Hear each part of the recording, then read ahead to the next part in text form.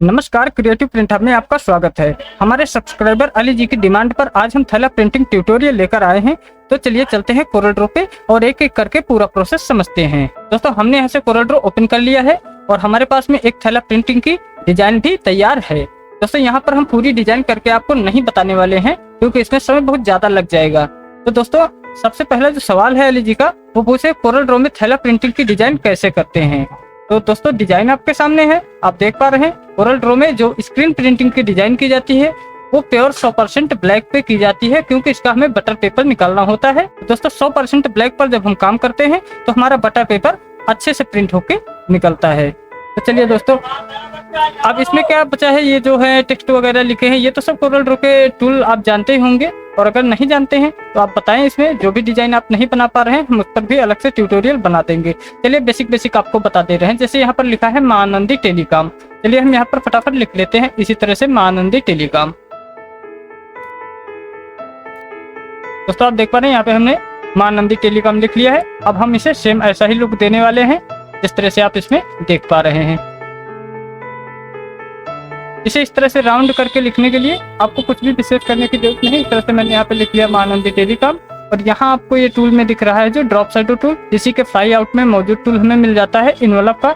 इस पर हम एक बार क्लिक करेंगे और यहाँ से ये नोट डिलीट कर देंगे और इस नोट को भी हम इस तरह से सेलेक्ट करेंगे और डिलीट कर देंगे। तो दोस्तों, अब हम यहाँ पे क्लिक करते हैं, इस वाले जो नीचे से हमारा जो सबसे किनारे का जो पॉइंट है इस पे क्लिक करेंगे तो कुछ इस तरह से हमें दो एरो यहाँ पे देखने को मिल जाते हैं। इसे हम सीधे उठाएंगे, थोड़ा सा इस तरह से लेकर जाएंगे और फिर हम इस वाले कॉर्नर को सेलेक्ट करेंगे और इसे थोड़ा सा हम इस तरह से लेकर के जाएंगे। अभी आप देख पा रहे हैं यहाँ पे ऐसा ही लुक आ गया है। तो चलिए दोस्तों, यहाँ तक आपकी समझ में आ गया है। ये यहाँ पे जो शेप दिख रहा है, ऐसा शेप कैसे क्रिएट करते हैं, चलिए इसको भी हम फटाफट आपको बताने की कोशिश करते हैं। दोस्तों, ऐसा शेप आपको बनाने के लिए इस तरह से एक रेक्टेंगल ड्रॉ कर लेना है और इस तरह से उसकी एक डुप्लीकेट कॉपी बना लेनी है और यहाँ से आ जाना है आपको स्मार्ट फिल में। यहाँ पे इस तरह से फिल करना है और इस फिल को हम बाहर निकालेंगे और बाकी को डिलीट कर देंगे। चलिए दोस्तों, इसे हम ब्लैक कलर से यहाँ पे फिल करेंगे और ब्लैक कलर से फिल करने के बाद में हमें इस पर डबल क्लिक करना है, कंट्रोल बटन को दबा के रखना है और इस तरह से इसे एक बार क्लिक करना है और राइट क्लिक करके छोड़ देना है, यानी कि इसकी डुप्लीकेट कॉपी बनाना है। अब हम अपने कीबोर्ड से कंट्रोल बटन को दबा के रखेंगे और बार बार आर बटन को प्रेस करेंगे तो कुछ इस तरह का लुक इसमें बनेगा।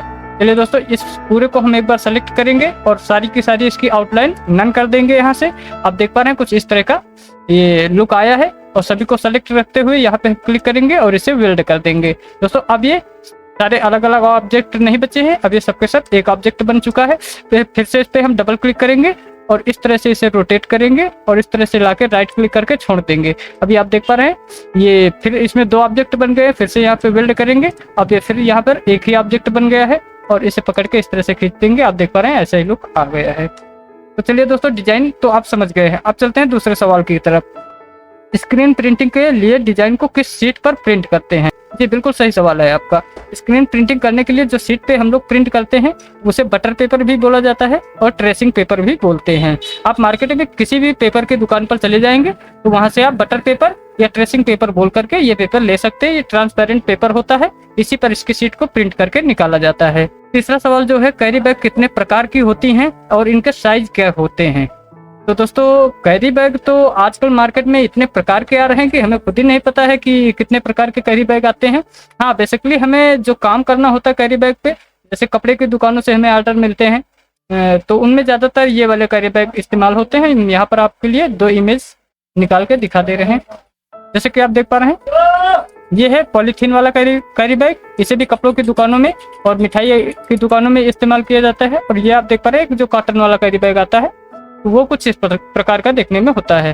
तो दोस्तों, इन्हीं दो पे ज्यादातर काम करना होता है और इसमें से प्रिंटिंग में कुछ प्रोसेस भी अलग होता है। इसमें जो इंक चलती है वो हमारी वही शादी कार्ड वाली इंक चलती है, पीवीसी, और इसमें जो इंक चलती है वो विन साइन करके एक इंक आती है, पतली होती है। तो ये पॉलीथीन पे प्रिंट करने के लिए आपको विन साइन इंक को यूज करना होगा और अगर आप ऐसे नॉर्मली इस तरह का थैला प्रिंट कर रहे हैं तो इसके लिए आपको पीवीसी सुपर इंक परफेक्ट रहेगी। चलिए दोस्तों, इस पर भी चर्चा हम कर चुके हैं। अब बात कर लेते हैं दूसरा सवाल जो अलग अलग साइज के कैरी बैग की डिजाइन को अलग अलग शीट पर प्रिंट करने का पूरा प्रोसेस।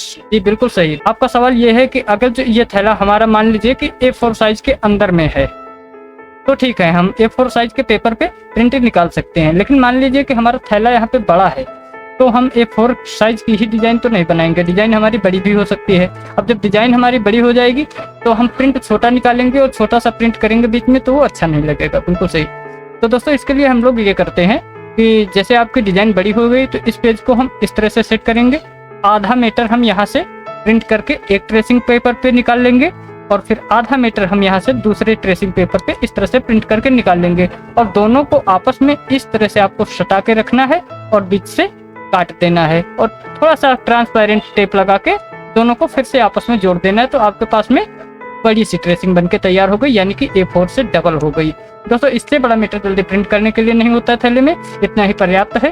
तो यह भी आपके समझ में आ गया होगा। चलिए 5वें सवाल की तरफ बढ़ते हैं। 5वां सवाल है, डिजाइन का साइज किस तरह लेते हैं और मार्जिन कितना छोड़ते हैं। जी बिल्कुल, डिजाइन का साइज लेने के लिए तो हमें लगता है कि आप कुछ दूसरा पूछना चाह रहे हैं और हम वो समझ नहीं पा रहे हैं, या अगर आप परफेक्टली यही बात पूछना चाह रहे हैं तो हम आपको बता दें कि मार्जिन छोड़ने की बात करते हैं तो मार्जिन तो आप अपने हिसाब से छोड़ सकते हैं। आपके पास में थैला बड़ा है, कंटेंट आप कैसा दे रहे हैं थैले में, तो उस हिसाब से आप मार्जिन छोड़ सकते हैं। लेकिन बेसिकली आप ये मान लीजिए कि अगर थैला यहाँ पे आपका थैले में अगर आपका प्रिंटेबल एरिया मान लिया जाए कि 14 इंच और 18 इंच है, तो आपको सीधे मान लेना है कि आपको 1-1 इंच यहाँ से चारों तरफ से छोड़ देना है।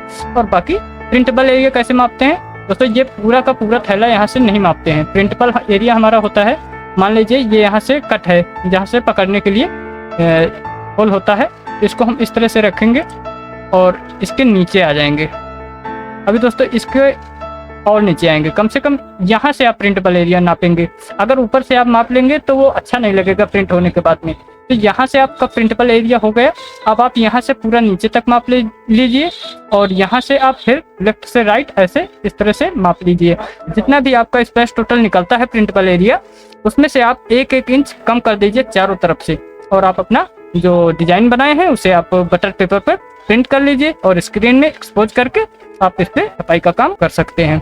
दोस्तों एक्सपोजिंग से लेकर के प्रिंटिंग तक ऑलरेडी हम वीडियो पहले ही बना चुके हैं, इसलिए हम उस पर दोबारा चर्चा नहीं करने वाले हैं। अगर आपको कुछ नहीं समझ में आ रहा है तो आप कमेंट करके दोबारा पूछ सकते हैं, हम उस पर भी दोबारा ट्यूटोरियल बना देंगे। धन्यवाद दोस्तों, फिर मिलते हैं किसी नेक्स्ट वीडियो में। आज के लिए बस इतना ही।